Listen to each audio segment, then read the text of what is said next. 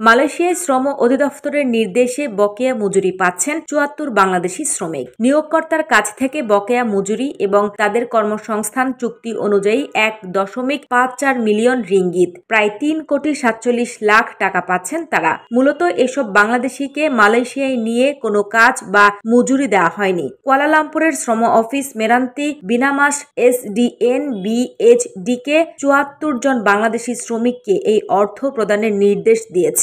বাংলাদেশি এসব শ্রমিক তেনাগানিতার নামে অভিবাসী অধিকার নিয়ে কাজ করা একটি সংস্থার সহায়তায় অভিযোগ দায়ের করেছিলেন। সংস্থাটি কর্মকর্তা আব্দুল আজিজ ইসলাম জানান, এটি কেবল বড় অঙ্কের অর্থ পাওয়ার বিষয় নয়, বরং মালয়েশিয়ায় অভিবাসী শ্রমিকদের অধিকার আদায়ের একটি বড় জয়। অনেক চড়াই উতরাই পার করে আজ এই সিদ্ধান্ত এসেছে। কোম্পানিকে যখন এই অর্থ পরিশোধে বাধ্য করা হয়েছে, তখন একটা স্পষ্ট বার্তা দেওয়া হয়েছে, শ্রমিকদের ঠকিয়ে কেউ পার পাবে না। জানা গেছে, প্রতিজন শ্রমিক মালয়েশিয়ায় কাজের সুযোগ পেতে গিয়ে প্রায় ২৫,০০০ রিঙ্গিত পর্যন্ত খরচ করেন, কিন্তু এখানে এসে তারা কোনো কাজ পাননি, বেতনও মেলেনি। পুডু এলাকায় একটি গাদাগাদি করা হোস্টেল থেকে তারা মাসের পর মাস বেতন ছাড়াই মানবেতর জীবন কাটিয়েছেন। অনেকের মধ্যে হতাশা এমন পর্যায়ে পৌঁছেছিল যে আত্মহত্যার কথাও ভাবতেন কেউ কেউ। দেশটির শ্রম দপ্তর জেটিকের এই রায় ছাড়াও বর্তমানে শাহ আলম হাইকোর্টে আরেকটি মামলা চলছে,